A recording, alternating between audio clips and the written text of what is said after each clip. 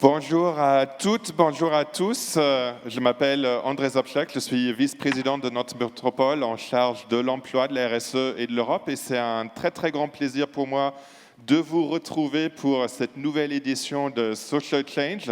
C'est toujours un très très beau moment et je suis surtout content qu'on puisse se retrouver en présentiel. Évidemment, il y a un certain nombre de consignes strictes à respecter pour des raisons sanitaires, mais c'était important pour nous qu'après une dernière édition l'année dernière complètement virtuelle, qu'on se retrouve ici à la Cité des Congrès pour pouvoir échanger ensemble, nous inspirer des pratiques innovantes qui existent aujourd'hui dans les entreprises et qui montrent que la crise sanitaire qu'on a vécue et qu'on est toujours en train de vivre n'a pas du tout freiné l'engagement des entreprises pour les questions sociales et écologiques. Au contraire, il y avait cette crainte il y a 18 mois que, comme après la crise de 2008, peut-être en fait, les entreprises auraient pu être trop occupées par les considérations économiques et du coup auraient pu mettre entre parenthèses les enjeux sociaux et écologiques.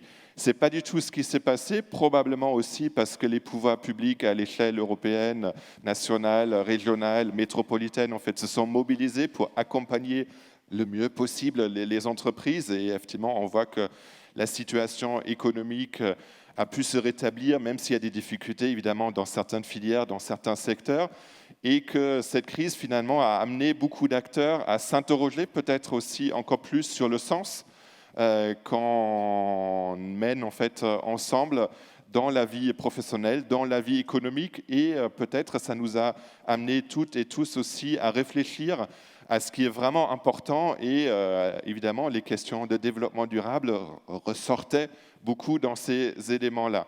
Donc finalement, il n'y a pas eu un ralentissement des initiatives en matière de responsabilité sociétale des entreprises, mais plutôt une accélération des dynamiques, et c'est ça en fait qu'on veut exprimer aujourd'hui quand on se rencontre ici à Nantes pour cette nouvelle édition de Social Change. À Nantes Métropole, en tout cas, on a accéléré un certain nombre de choses. On a restructuré complètement en fait notre politique de développement économique pour mettre désormais les enjeux de RSE, de développement durable, au cœur de toutes nos politiques, notamment effectivement avec l'agence de développement, Nantes Saint-Nazaire Développement, qui désormais est partenaire en fait de cet événement aux côtés de la lettre API de Ouest France et de Nantes Métropole et la plateforme RSE de la métropole nantaise, pour demander à cette agence de développement de ne plus attirer un maximum d'entreprises, quelle que soit leur filière et leur stratégie, mais au contraire de faire venir des entreprises qui partagent en fait ces valeurs de développement durable de RSE pour renforcer encore la dynamique ici et dire aussi à ces entreprises qu'en venant s'installer ici, vous trouvez en fait tout un réseau d'acteurs très très motivés, et c'est vous dans la salle, c'est vous à l'étage supérieur ici à la Cité des Congrès qui montre que toute entreprise, tout dirigeant d'entreprise, tout salarié qui a envie d'agir sur ces éléments-là, à Nantes Métropole, vous pouvez trouver effectivement tous les ingrédients pour vous inspirer, pour vous accompagner, pour vous aider dans vos différentes démarches. Dernier mot, je suis content aussi qu'on a profité de nouveau à travailler depuis 1 an avec l'ensemble des acteurs, et je vous remercie effectivement pour votre engagement sur cette édition pour continuer à innover et à apporter un certain nombre d'éléments nouveaux à cet événement Social Change, en particulier la place aux jeunes. Ça nous tenait vraiment à cœur en fait que les jeunes, que vous soyez étudiants, que vous soyez apprentis, que vous soyez demandeurs d'emploi, vous pouvez participer à Social Change pour exprimer vos souhaits en fait, à l'égard des entreprises, que vous soyez demain salarié, client, partenaire de ces entreprises, que vous créez vous-même votre entreprise, c'est important qu'on puisse vous écouter. Et on a intégré dans le programme beaucoup d'actions en fait, spécifiques pour vous. Et vous avez été acteur, partie prenante de la création en fait, de ce programme qui est nouveau. Il y a aussi des nouveaux lieux d'échange et de rencontres au-delà du village, des solutions qui existent et qu'on a depuis le début en fait, dans Social Change. Il y a aussi un job dating qui aussi est très important puisqu'effectivement, il y a beaucoup d'opportunités d'emploi qui existent et La plateforme RSE de la métropole nantaise avait d'ailleurs été créée au début pour travailler sur les questions effectivement d'emploi. Il y a aussi un speed dating pour permettre effectivement d'échanger, notamment sur les questions de mécénat, de culture et tout simplement faire des rencontres. Et enfin, dernier élément, et c'est l'introduction en fait, pour notre table ronde en fait, de début, on va aborder la question européenne. Donc traditionnellement, effectivement, Social Change a été créé pour parler de la RSE sur notre territoire, de mettre en valeur des entreprises, des acteurs, des actrices qui agissent ici sur la RSE, le développement durable, et c'est toujours quelque chose qui est très important. Mais évidemment, on ne va pas pouvoir en fait, changer ce qu'il faut changer dans les modèles économiques d'une façon isolée. Il faut travailler à l'échelle nationale et il faut aussi travailler à l'échelle européenne. Et donc, on a voulu donner cette année un focus particulier en fait, sur cette thématique. Pourquoi ? Tout simplement en fait, parce qu'on a la présidence française de l'Union européenne qui va s'ouvrir dans quelques jours maintenant. Et c'est une excellente opportunité pour porter à l'échelle européenne effectivement, les questions de RSE, de nouveaux modèles économiques plus responsables à cette échelle. Peut-être réfléchir, on va en parler, je pense, dans la table ronde, en fait, sur l'idée de porter le statut de l'entreprise à mission qui de plus en plus rencontre du succès en France à l'échelle européenne. Peut-être aussi parler de la question du dialogue social, de la gouvernance des entreprises. C'est quelque chose qui est très fort ici sur notre territoire et on sait que dans d'autres pays européens, ce n'est pas forcément toujours partagé. Donc là aussi, c'est une belle opportunité. Et sans trop tarder, en fait, je nous souhaite d'excellents échanges, d'excellents débats. J'espère en fait que vous allez vous rappeler cette journée en disant c'est ici à Nantes, à la Cité des Congrès, à Social Change, que j'ai trouvé une nouvelle idée pour aller encore plus loin en fait dans mon entreprise. Et j'ai trouvé peut-être des nouveaux partenaires pour accélérer en fait ma transformation dans mon entreprise. Donc un grand merci à tous ceux et toutes celles qui se sont mobilisés depuis 1 an pour faire le succès en fait, de cet événement. Je ne pourrais pas tous les citer. Peut-être juste 2 noms, Erika et Karine, qui effectivement se sont mobilisés pour fédérer les différents acteurs et qui ont travaillé avec toute une équipe. On peut les applaudir.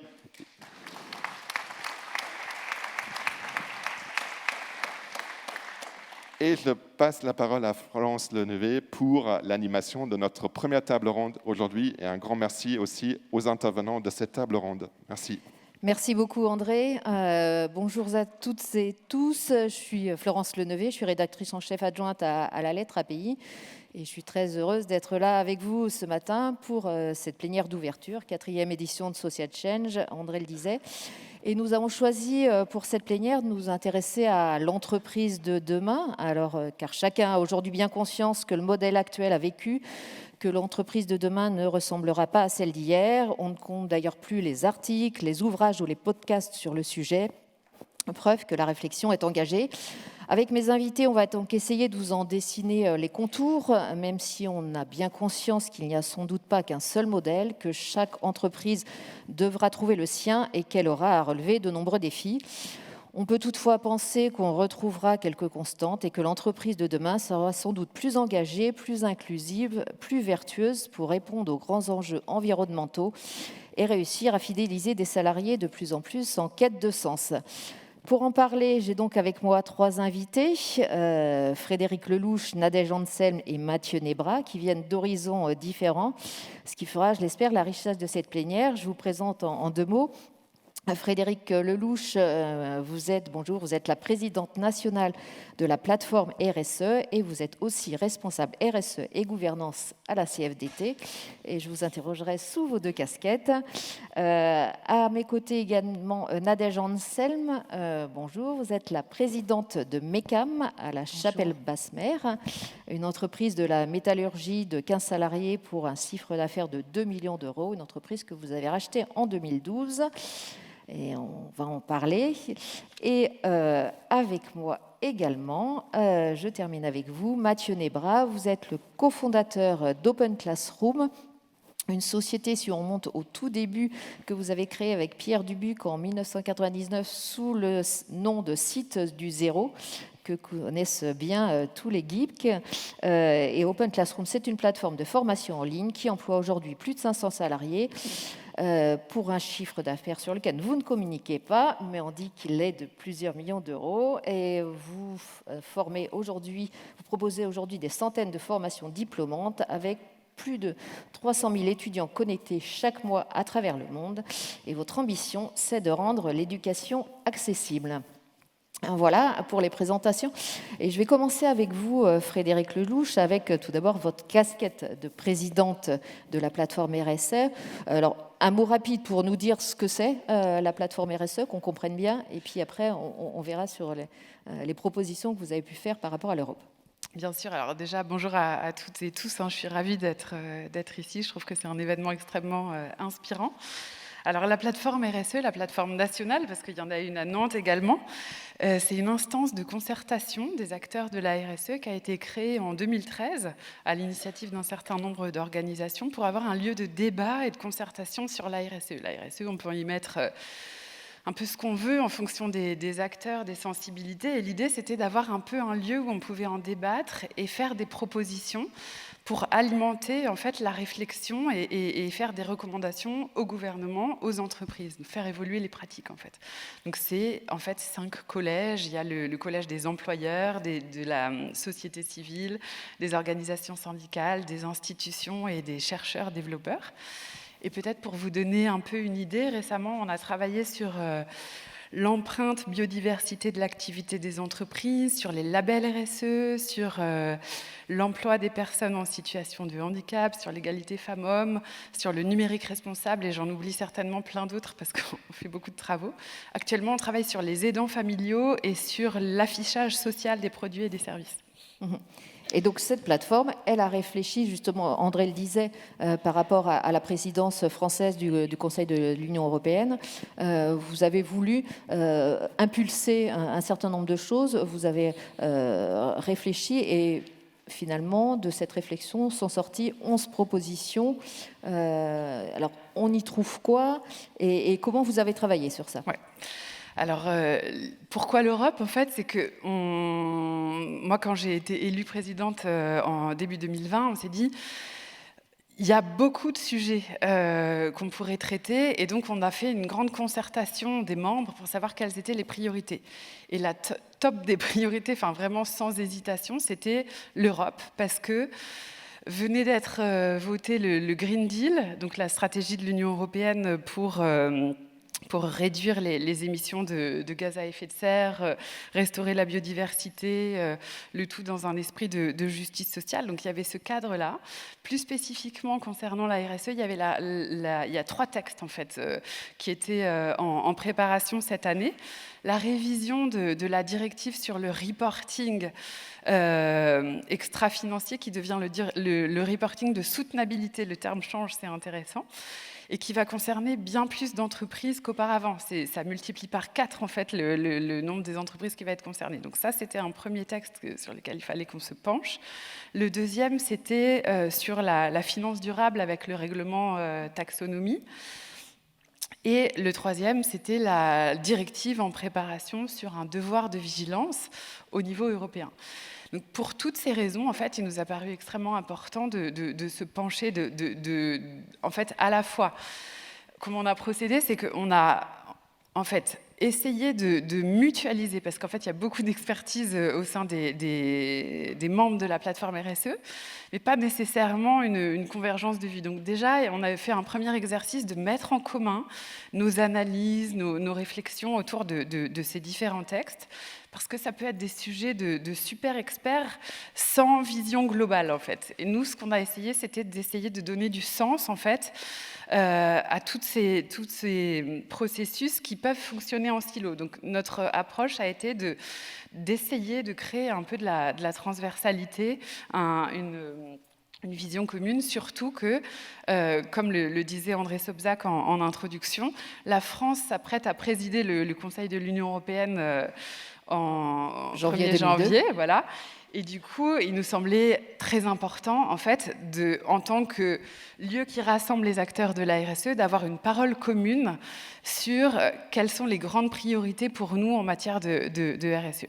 Et donc, de ces travaux sont sorties 11 propositions. Alors, on ne va pas toutes les lister parce que ça serait peut-être un petit peu fastidieux, mais c'est quoi l'objectif ? Bien sûr. Alors, le premier grand enjeu pour nous, c'est d'affirmer la souveraineté européenne en matière de RSE. Alors, c'est des grands mots, mais concrètement, l'enjeu des normes, il est très important. C'est-à-dire qu'en fait, il y a la Chine et les États-Unis qui peuvent rentrer dans le jeu. Il y a un vrai enjeu au niveau européen à asseoir nos normes à nous qui correspondent à notre histoire, à notre façon aussi d'envisager la concertation avec les acteurs, par exemple.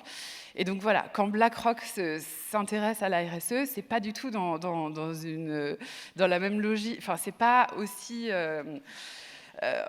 c'est pas aussi vertueux qu'on pourrait le penser. Il y a toujours en filigrane cette idée de maximiser la valeur, toujours dans un prisme de maximiser la valeur actionnariale. Donc, premier enjeu, c'était la souveraineté au niveau des normes, donc être très vigilant par rapport aux normes de reporting, de soutenabilité en préparation. L'enjeu les données, c'est les nouvelles or noires en fait des entreprises. Du coup, il y a un enjeu aussi à ne pas laisser s'échapper les données et à réfléchir à peut-être la création d'une agence au niveau européen de traitement des données ESG qui vont être bien plus nombreuses en fait que celles produites auparavant. Donc ça, c'est une première piste. Une deuxième piste, c'est en fait d'asseoir la spécificité européenne en matière de RSE avec tout ce qui est le dialogue partie prenante qui nous est cher, la consultation, le fait d'associer tous les acteurs, ça c'est un axe important. Et l'idée de faire en fait un reporting, en fait de produire des informations qui soient accessibles à tous.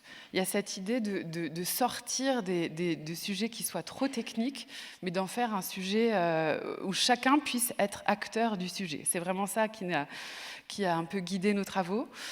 Une de nos recommandations, et après je vais m'arrêter là, c'est de demander un devoir de vigilance au niveau européen. Ça paraît peut-être un acquis maintenant, parce que Emmanuel Macron l'a rappelé dans sa conférence d'ouverture de sa présidence française. C'est acté que la France pousserait, mais ça n'a pas toujours été le cas. Tous les acteurs n'ont pas toujours été d'accord autour de cette nécessité d'une législation contraignante en vue d'un devoir de vigilance. C'est la logique de prévention des risques dans toute la chaîne de valeur. Et donc ça, c'était pas évident de se mettre d'accord là-dessus et on a réussi. Donc voilà un peu quelques exemples de nos recommandations pour... Oui, parce que j'imagine que c'est pas évident. On a des niveaux de maturité selon les pays qui sont pas du tout les mêmes. On le disait, la France est plutôt pionnière en matière de RSE. Comment on fait pour que ça soit pas la dilution finalement et qu'on arrive à ce niveau d'exigence ? C'est ça. En fait, la France a toujours eu un rôle pionnier avec la loi NRE, avec cette loi sur le devoir de vigilance. Donc, à l'heure où elle s'apprête à présider le Conseil de l'Union, l'idée, c'était d'impulser une dynamique exigeante en la matière sans être donneur de leçons ni conquérant, donc avec un juste équilibre à trouver, mais d'essayer d'emmener une dynamique avec un haut degré d'exigence, parce que... compte tenu des enjeux environnementaux et de justice sociale, on ne peut plus se permettre d'être un peu dans le business as usual, et il y a un vrai enjeu à cranter et à aller beaucoup plus loin. Et donc maintenant, 11 propositions, l'idée c'est que vous allez essayer, elles sont où ? Vous les diffusez comment et vous allez suivre ça comment ? Alors, elles sont déjà en ligne sur le site de France Stratégie qui héberge la plateforme RSE. Elles ont été communiquées aux ministres, donc à Olivia Grégoire, à Clément Beaune, qui portent ces sujets et au niveau européen. Et ensuite, toutes les occasions où on va pouvoir, aujourd'hui, et d'autres occasions, d'autres rendez-vous tout au long du premier semestre, on essaye. L'idée, c'est que la plateforme porte ces propositions, mais qu'aussi chaque membre puisse en être le relais. C'est ça aussi la force de la plateforme, c'est d'avoir un hébergement par l'institution France Stratégie, mais aussi le fait que chaque acteur, chaque membre de la plateforme, ces 50 membres, puissent relayer ce qui est le socle commun. Ça n'empêche pas à chacun d'aller plus loin dans ses demandes, mais ça, c'est ce qui est le terreau commun, les demandes de tous les acteurs. Alors, je voudrais maintenant vous faire changer de casquette, prendre celle de la CFDT et parler de gouvernance, car c'est un des grands enjeux de demain. André l'évoquait, sur lequel vous avez engagé une réflexion. Alors, il en ressort quoi? Si je suis un peu caricaturale, c'est terminer les salariés qui s'exécutent sans avoir leur mot à dire? Absolument. En fait, à la CFDT, on est convaincus que les salariés ne sont pas une simple partie prenante comme les autres, mais ils sont une partie, nous on appelle une partie constituante des entreprises, avec les actionnaires qui apportent leur capital, les salariés apportent leur travail. Le travail est un peu à l'origine de la valeur créée. Et du coup, une fois qu'on a dit ça, ça implique en fait un rééquilibrage dans la gouvernance des entreprises. Et nous, à la CFDT, on demande à renforcer en fait la participation des salariés. Il y a une grande attente de sens, il y a une grande attente de participation. On a fait une enquête il y a quelques années qui montre ça, en fait, que les salariés attendent d'être mieux associés à la stratégie des entreprises, à mieux comprendre vers où on va. Et je pense que cette demande, elle a encore plus d'acuité à l'heure actuelle, où les repères sont un peu bousculés avec la pandémie qu'on est en train de traverser. Et du coup, il y a besoin de se réarrimer à un projet commun. Pour nous, l'entreprise, c'est un projet collectif. Et du coup, il y a encore plus que jamais besoin de sens. Alors, concrètement, l'idée, c'est pas que chaque salarié décide de tout le temps. L'idée, c'est, en fait, en tout cas pour les plus grandes entreprises, d'envisager en fait, de faire davantage participer les salariés. Des intégrer au conseil d'administration, voilà, par exemple? C'est ça. De renforcer la participation, donc la proportion d'administrateurs au conseil, mais aussi d'abaisser les seuils. Actuellement, on est un pays avec des seuils assez hauts pour déclencher la participation au conseil d'administration. Nous, ce qu'on demande à la CFDT, c'est qu'on puisse en fait, généraliser cette participation en abaissant, par exemple, à 500 le seuil de participation des administrateurs salariés au conseil, et puis de généraliser, c'est-à-dire que ce soit plus fonction seulement d'un statut, mais à partir du moment où on remplit un seuil, de pouvoir participer. Et ça, ce serait aussi, par rapport à notre sujet précédent sur l'Europe, ce serait aussi un peu un enjeu d'harmonisation et de rattrapage européen, parce qu'en fait, il y a beaucoup de pays d'Europe qui ont une bien plus grande proportion de salariés dans les conseils d'administration, et c'est pas un frein à la compétitivité, c'est plutôt une source d'innovation, parce que ça diversifie les points de vue au sein du conseil. Donc il y a beaucoup d'atouts, mais il y a encore beaucoup de réticences à l'heure actuelle. Et voilà. Est-ce qu'on pourrait imaginer justement un système de cogestion un petit peu Alors, à la CFDT, comme on le connaît en Allemagne? À la CFDT, on parle de codétermination. L'idée, ce ne serait pas d'entrer forcément dans une gestion. Le conseil d'administration, c'est un lieu où se décide la stratégie, les orientations de l'entreprise, et c'est à ça qu'on souhaiterait que les salariés soient bien plus associés. Donc, l'option, ce serait plus une codétermination à la française, c'est-à-dire s'inspirer du modèle allemand, mais aussi de ce qui se passe dans les pays scandinaves. Il n'y a pas seulement l'Allemagne qui est un modèle, mais en fait, créer un modèle qui soit aussi raccord avec notre histoire. L'idée, ce ne serait pas de copier-coller ou d'importer un modèle, mais de construire. Et ça suppose de se faire confiance, de changer un peu la dynamique des relations sociales. Je pense que ça peut prendre du temps, mais que c'est en tout cas une voie d'avenir. En tout cas, à la CFDT, on en est assez convaincus. Un mot pour conclure avant de passer à Mathieu Nebra. Et l'entreprise à mission, André l'évoquait en introduction. Pour vous, c'est le modèle d'entreprise de demain? On en parle beaucoup. Est-ce que c'est un effet de mode? Comment vous voyez les choses? À la CFDT, donc encore une fois, là, je m'exprime plutôt au nom de la CFDT, puisque c'est dans ce cadre-là qu'on a fait un travail de recherche sur le sujet. Alors, à la CFDT, on a accueilli très positivement cette possibilité ouverte par la loi Pacte en 2019. En se posant une question, c'est-à-dire, en fait, la loi Pacte prévoit qu'un salarié siège au comité de mission. Pour rappel, la société à mission prévoit une gouvernance particulière, prévoit, en fait, bon, je ne rentre pas dans tous les détails, Non, mais... non, il faut qu'on avance. Ouais, mais simplement, il y a un comité de mission, un comité de suivi et d'évaluation de la mission, et la loi dit un salarié doit y siéger. Nous, on s'est demandé, c'est qui ce salarié? Est-ce que c'est un représentant des salariés? Est-ce que c'est quelqu'un de la direction? C'est pas tout à fait la même chose. Comment ça se passe, l'articulation des lieux de gouvernance, c'est-à-dire on crée un nouveau comité, mais du coup, comment ça s'articule avec le CSE, comment ça s'articule avec le conseil d'administration quand il y en a un? Et du coup, on a vu qu'il y avait un terrain à explorer qui était pour l'instant pas du tout exploré. Et du coup, on a réfléchi, on a rencontré un certain nombre d'acteurs, des entreprises, d'experts, etc. Et on a fait aussi une vingtaine de recommandations que vous pourrez retrouver en ligne sur le site de la CFDT, avec l'idée en fait de réfléchir à la place des salariés dans les sociétés à mission, donc avec des recommandations sur voilà, qui siège au comité de mission, sur la nomination, voilà. On va pas détailler, Non, on ira voilà. voir si on veut en savoir plus, mais c'était intéressant d'avoir votre regard. Je voudrais passer à Mathieu Nebra. Vous, chez Open Classroom, vous n'avez pas attendu qu'on parle de l'entreprise de demain pour vous mettre en mouvement. Alors, quand est-ce que vous avez compris qu'il fallait sortir des vieux modèles? Est-ce que c'est dès que vous avez créé l'entreprise? Et c'était quoi les motivations? Il n'y a pas eu de date où on s'est dit tiens on va changer de modèle ou autre. L'histoire d'une entreprise, c'est beaucoup plus progressif et chaotique d'ailleurs qu'on peut le voir de l'extérieur. Donc nous, ça a été une prise de conscience progressive de l'importance de s'identifier autour d'une mission, de s'articuler autour d'une mission.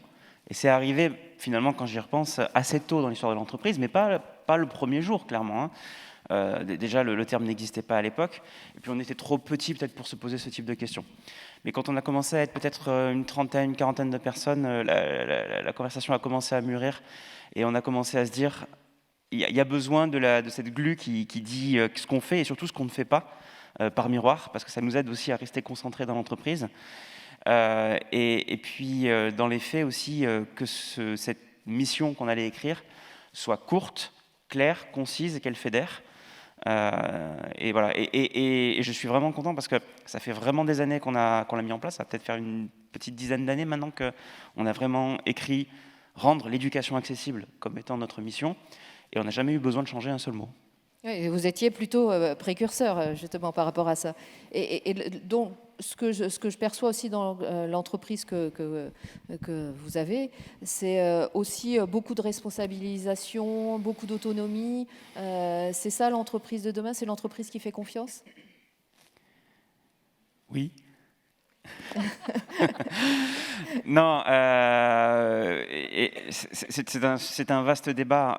Le besoin, il est toujours exprimé comme étant un besoin de sens, de participation de toutes les parties prenantes, et les salariés en sont une absolument essentielle. C'est particulièrement vrai dans toutes les entreprises, mais les entreprises de services comme nous, qui sommes une entreprise de formation en ligne, qui formons des milliers et des milliers de personnes en ligne, les gens viennent en premier parce qu'il y a une mission, parce qu'il y a un sens, mais à mon sens, ils y restent aussi parce qu'il y a une participation commune autour de ce projet, parce qu'il y a une énergie commune autour de ce projet, parce qu'ils ressentent leur capacité d'agir, d'avoir un impact sur le projet. C'est la raison numéro 1 pour laquelle les gens restent. Et inversement, dans certains types d'entreprises, ça peut être la raison numéro 1 pour laquelle les gens ont besoin de partir, parce qu'ils se sentent plus comme un rouage et ne voient pas l'intérêt de leur rapport au quotidien.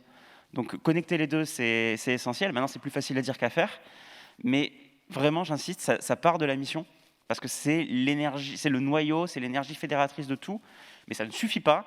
Derrière, on a décliné en vision, on a décliné en valeurs, en principes d'action. Et à chaque fois, ça a été défini soit de façon top-down, soit de façon bottom-up. Mais ça a été pensé parce qu'il y avait besoin de ce type d'action. Typiquement, la mission a été définie par les fondateurs, donc moi et mon associé Pierre, donc top-down, parce que c'est comme ça que ça doit être fait.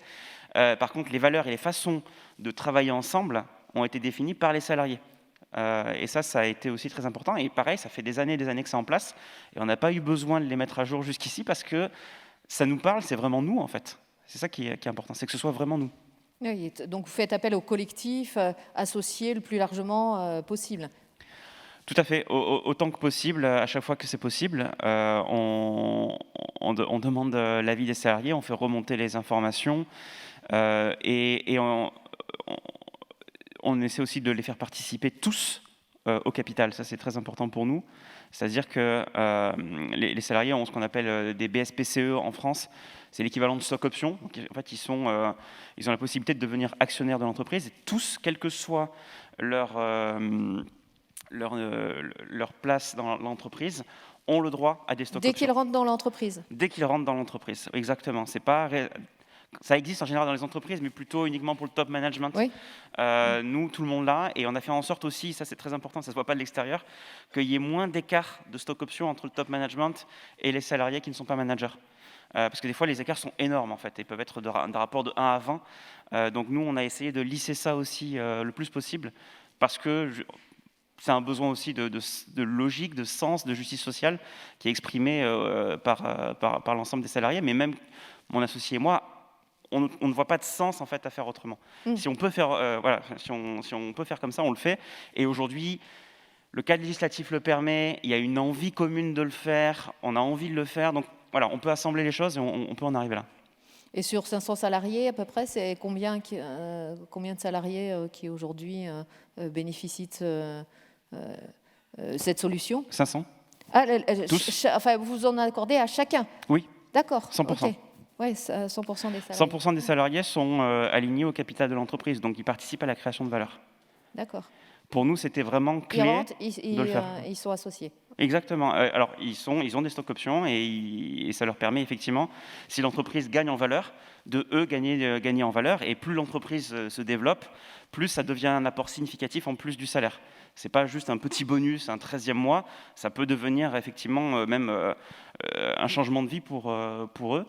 Et pour nous, ça a été un vrai challenge de l'introduire dans l'entreprise parce que je trouve personnellement qu'il n'y a pas de culture de l'actionnariat en France. On ne sait pas exactement comment ça marche, ce principe de stock option. Et donc, il nous a fallu faire des cours sur Open Classrooms, notamment, pour expliquer à nos salariés comment ça fonctionnait, comment on pouvait les utiliser, pourquoi c'était important, etc. Parce que sinon, moi-même, je ne l'ai pas appris à l'école. Donc, je l'ai appris sur le tas. Donc, voilà, il y a eu aussi énormément de pédagogie à faire.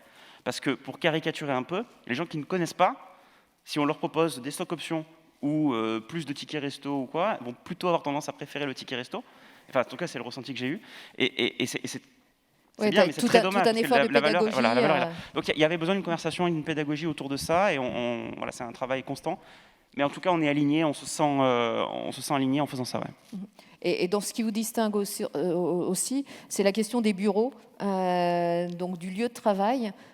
Si j'ai bien compris, aujourd'hui, quand on signe chez vous un contrat de travail, on n'a pas forcément un lieu de travail défini.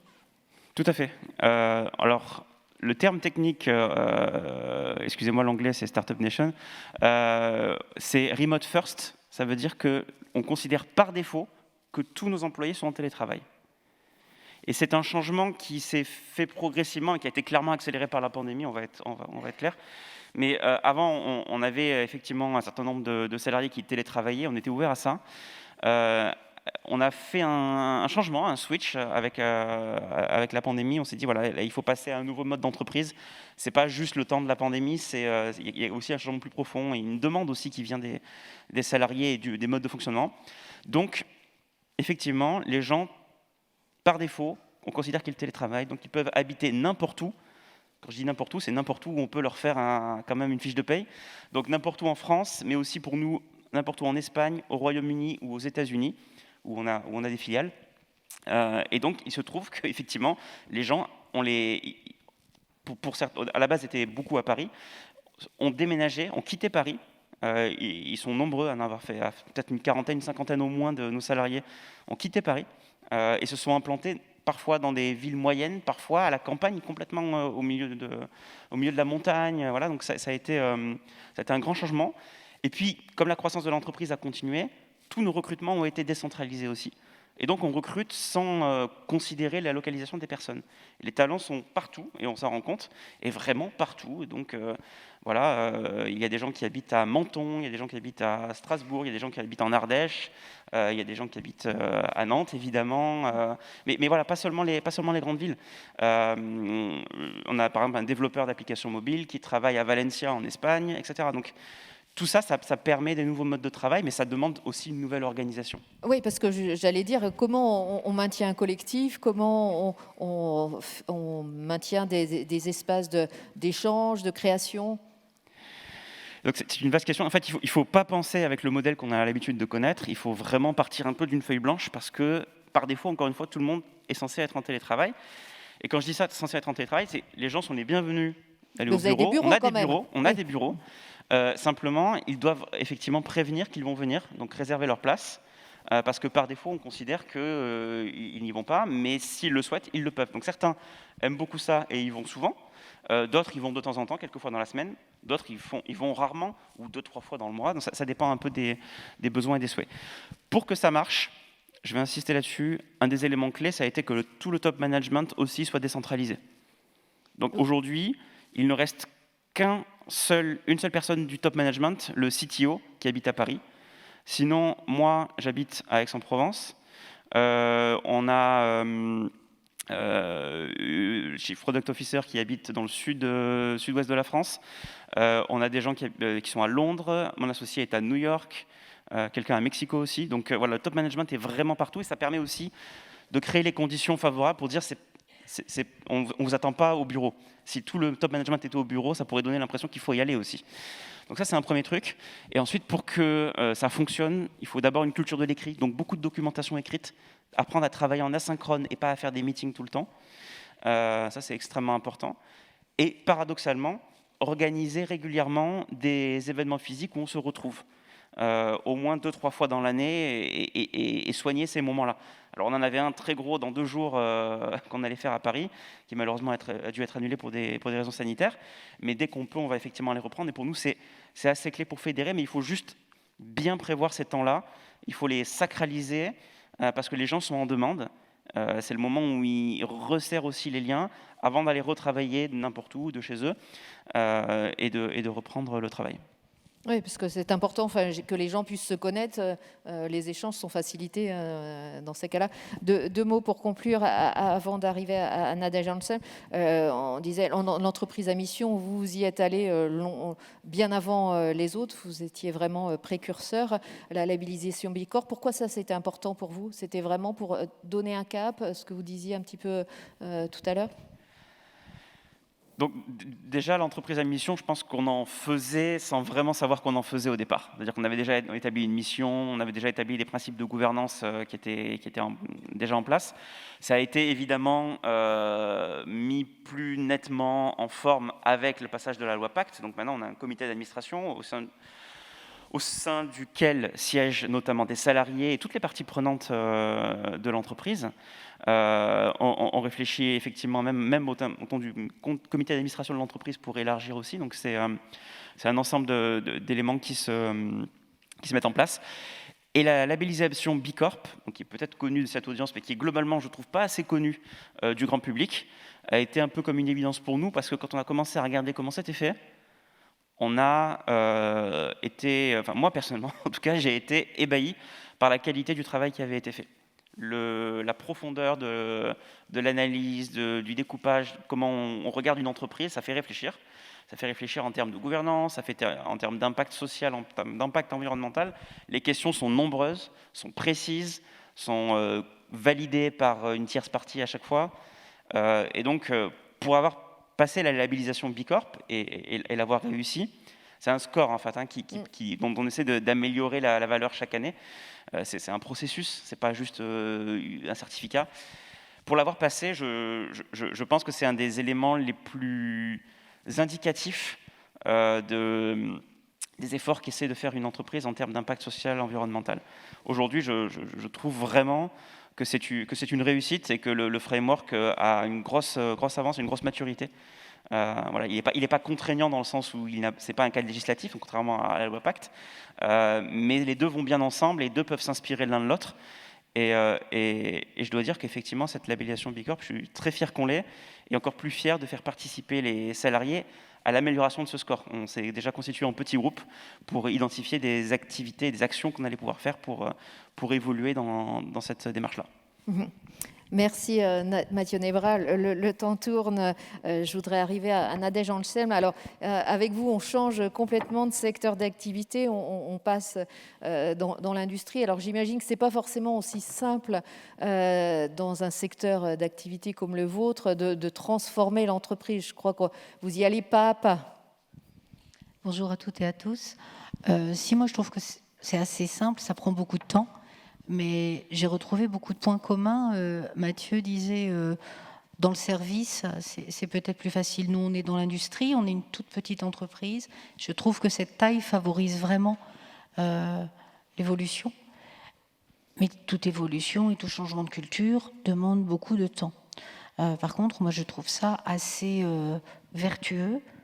Je ne qualifierais pas ça de facile parce quand on transforme une culture d'entreprise, il y a beaucoup de pédagogie, mais il y a des mots que j'ai entendus. J'ai entendu Frédéric qui disait les salariés sont en grande partie créateurs de la valeur ajoutée. Moi, je pense que les salariés sont totalement ceux qui créent la valeur ajoutée dans l'entreprise.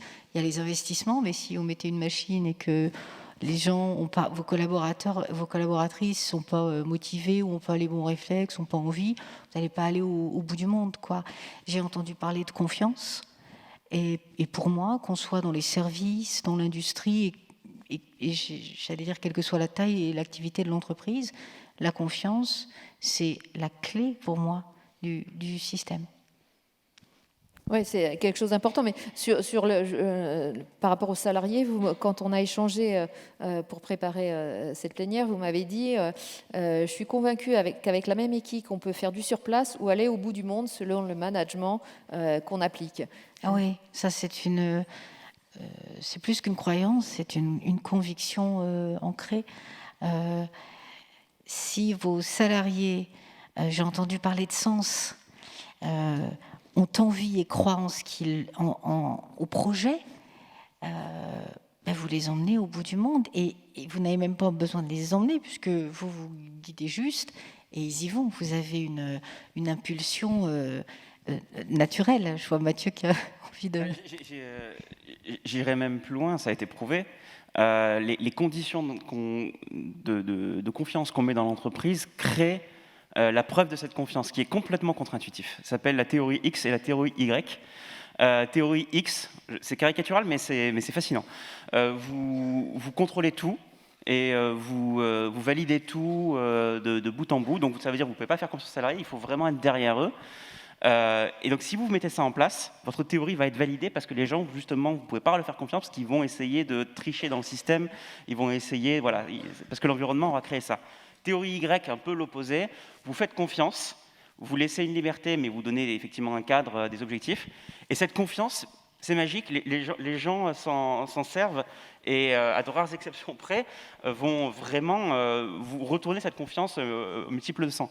Donc, et ça serait avec les mêmes salariés. C'est ce qu'on a pu démontrer, c'est que l'environnement qu'on crée, l'environnement de confiance qu'on crée, démontre qu'on pouvait leur faire confiance ou au contraire qu'on ne pouvait pas leur faire confiance.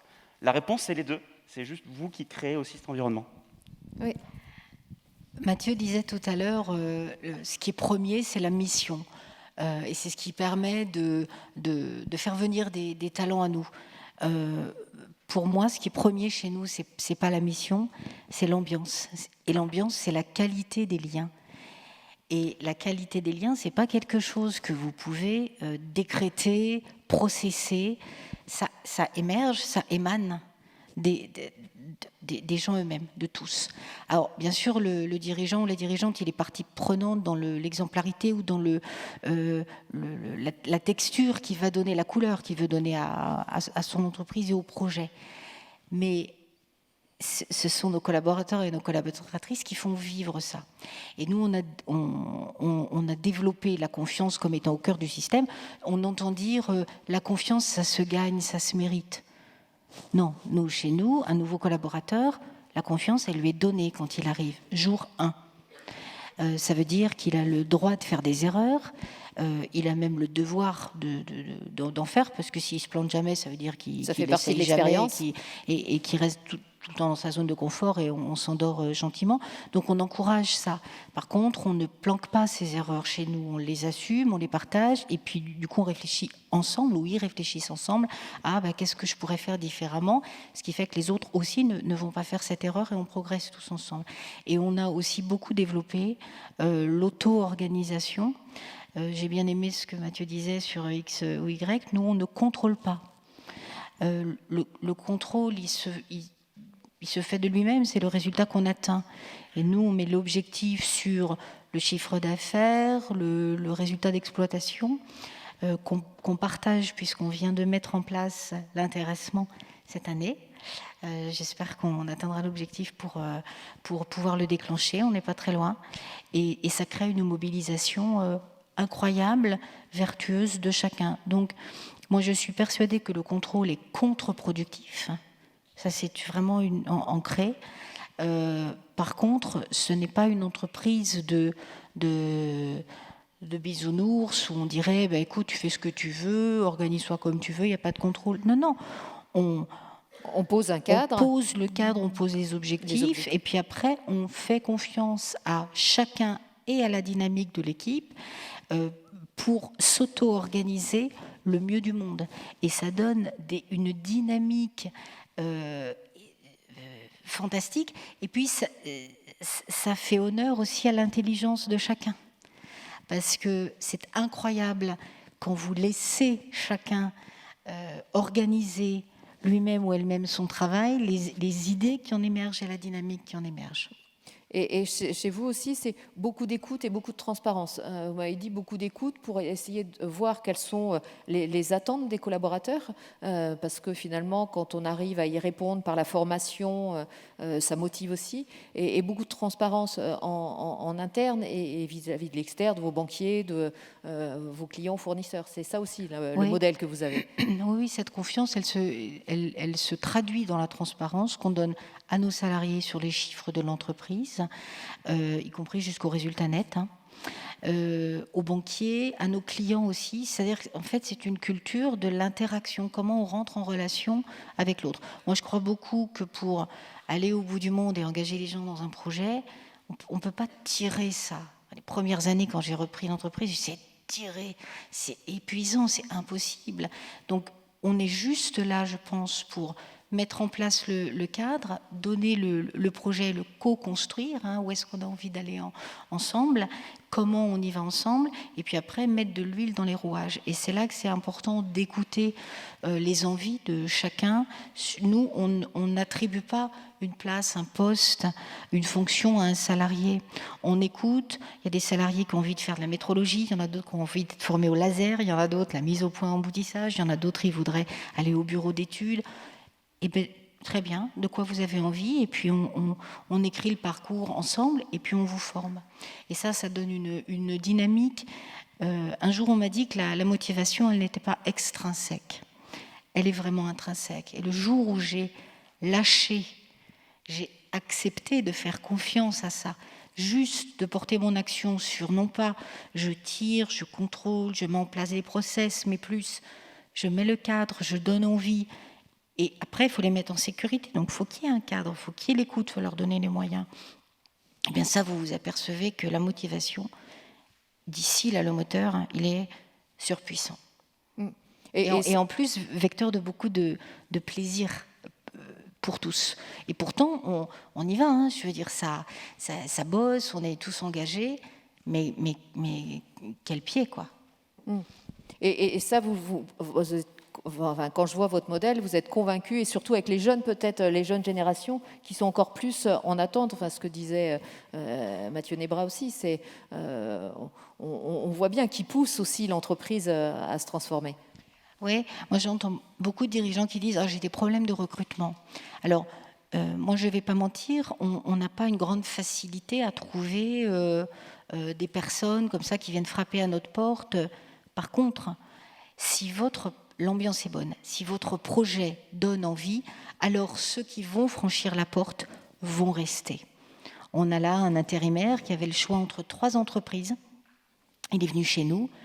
eh ben, on va l'embaucher là, début 2022, parce que ça se passe super bien, il en a envie, on en a envie, l'équipe l'a validé, lui a validé l'équipe, et donc ces difficultés de recrutement, moi j'invite chacun, s'il dit j'arrive pas à recruter, à réfléchir sur comment est-ce que je donne envie à la personne de nous rejoindre, puisque les salariés sont les créateurs de valeur ajoutée, la source de la valeur ajoutée.